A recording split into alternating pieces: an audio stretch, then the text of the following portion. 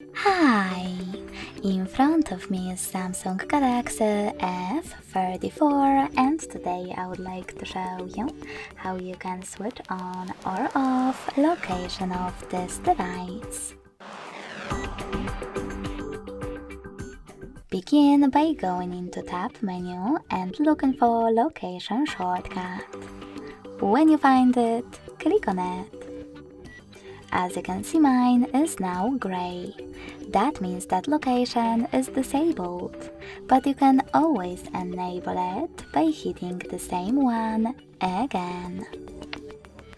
If you want to, you can also go into Settings, scroll down and click on Location section. Then click on this switcher at the top to manage it.